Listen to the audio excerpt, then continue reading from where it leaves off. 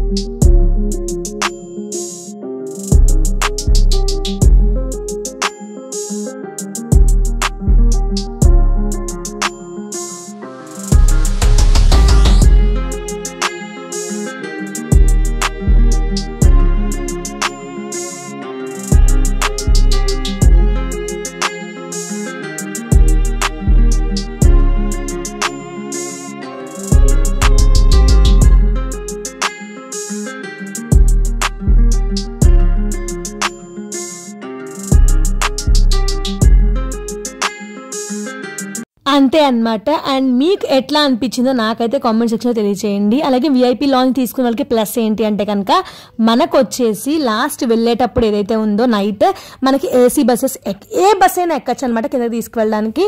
So అదొక plus point అయితే దీంట్లో ఉంది, మీరు తప్పకుండా గమనించాలన్నమాట. చూసారు కదా మొత్తానికి. So Ramoji film city night వరకు ఎట్లా ఉంది ఏంటి అనేది. అండ్ ఈ 3 వ్లాగ్స్ కూడా నాకైతే చాలా బాగా నచ్చాయి. అండ్ ఈ వ్లాగ్ మీకు ఎట్లా అనిపించింది, నచ్చిందా? నచ్చితే లైక్ చేయండి, షేర్ చేయండి, సబ్స్క్రైబ్ చేయడం మాత్రం అసలుకి మర్చిపోకండి. So see you all in the next video. Bye bye Lucky, bye bye.